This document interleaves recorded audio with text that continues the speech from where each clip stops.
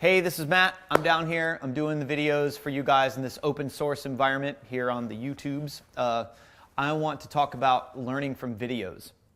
I think this is a great platform to learn things from, but most of the things that I ever learned from a video was things like Photoshop or Adobe Illustrator or like video editing or things like that.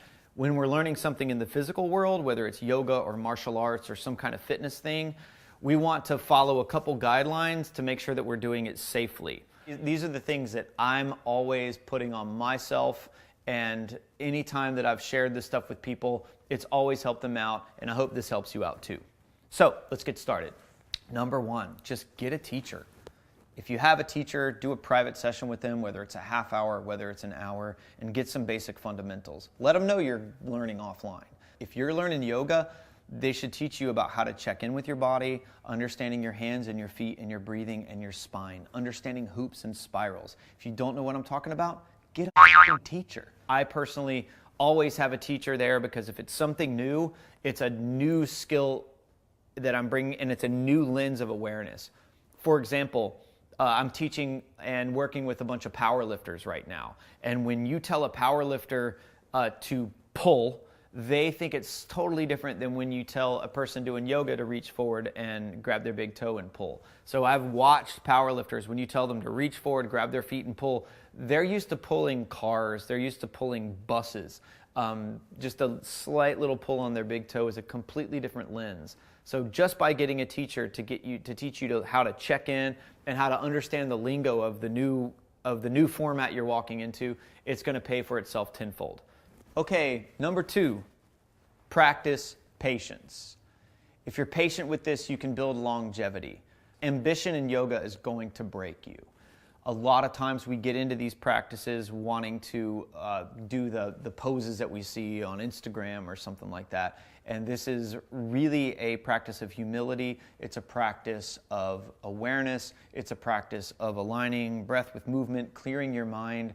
The picture or the fancy pose is way down the line. And if you practice properly, you're not going to care about those anyway. All of these cliches that run through are one thing 10,000 times. Align your thoughts, words, and actions. All of these things, we all know it. But actually integrating them and actually putting them into practice and being honest with ourselves, that's going to take patience. The way you know you can move on is, what is the goal? Can you achieve that goal? And now can you achieve that goal consistently? And then you want to put that goal under stress. That stress in yoga is, could you do it over and over and over again consistently? Can you hold it for 5 minutes? Can you be aware of your breath? Can you be aware of, is your mind clear in that? Can you be aware of how much of your frame is moving inside this pose? Are you aware of your bandhas? Are you aware of the flow? Are you trying too hard? All of these things. If you're not aware of these things, if you feel like I'm mentioning way too much, then go back to the beginning and practice. You're already moving forward too fast. Number three, film yourself. Take pictures of yourself. If you're trying to do a certain yoga pose, take a picture of yourself in that pose and put it next to someone else in that pose that is nailing that pose and see if they look the same. If you're trying to learn a yoga sequence, just put your phone on a stand and do that sequence and then show it right next to someone else doing that sequence and watch it. Don't watch it from the ego mind of judging yourself. Just watch it objectively and say, okay, my knees were bent there, or I didn't bend my knees there. Hopefully you're aware of your hands in the practice, because it's hard to see that kind of stuff whenever you're in a wide shot or something like that. So film yourself. And then you can also just hand that film, or if you know somebody that is a little bit more advanced than you, show that film to someone else and be like, hey, do you have any notes on this? What could I be doing better? Stuff like that.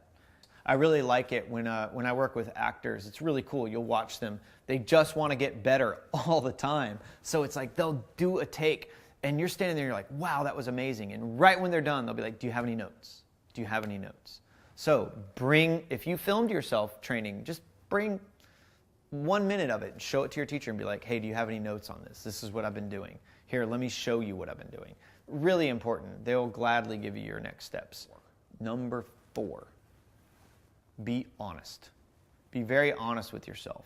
A lot of times we get into yoga practices I've had people walk in the door, they can't do one push-up, and they say, I just want to do a handstand. So be honest, okay? If you want to do a handstand, hopefully you can do 30, 40 sun salutes and you can float to your hands. Hopefully you can do 25 push-ups. Hopefully you can press over your head, and hopefully your core is strong. Be honest with yourself.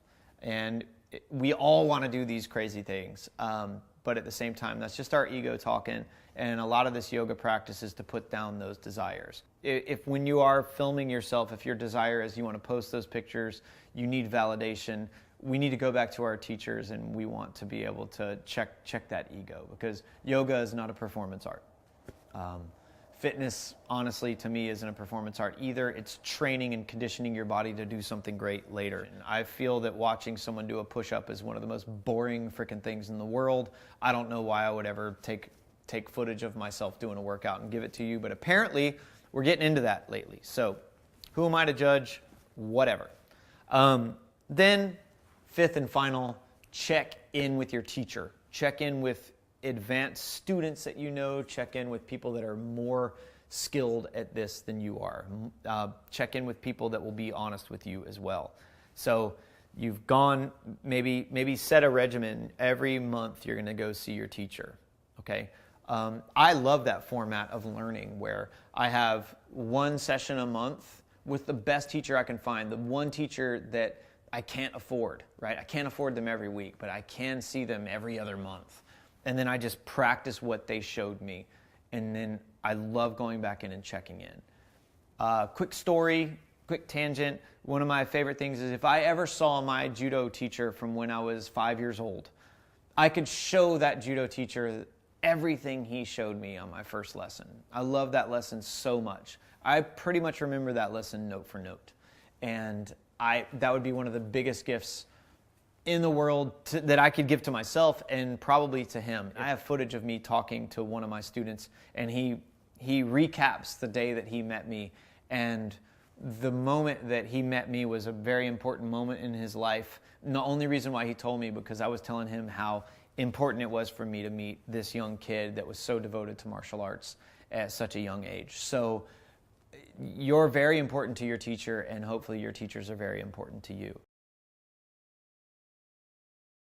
Number one, find a teacher.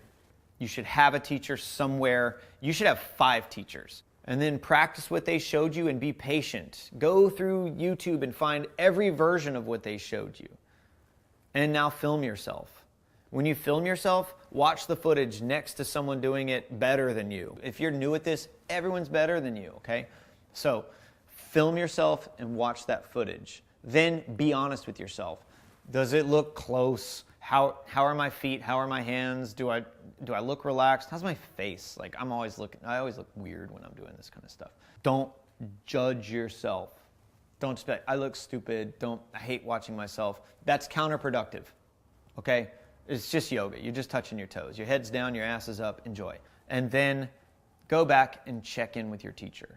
Always check in with your teacher. Always make sure you're doing it safely, and ask them if they have any notes. If we can follow these things, we can add years, perhaps decades onto our practice, and this will help you get the most out of your practice. So before you start gaining information, you need a container to hold that information. And this is why you want a teacher. This is why you want this type of format. So thank you.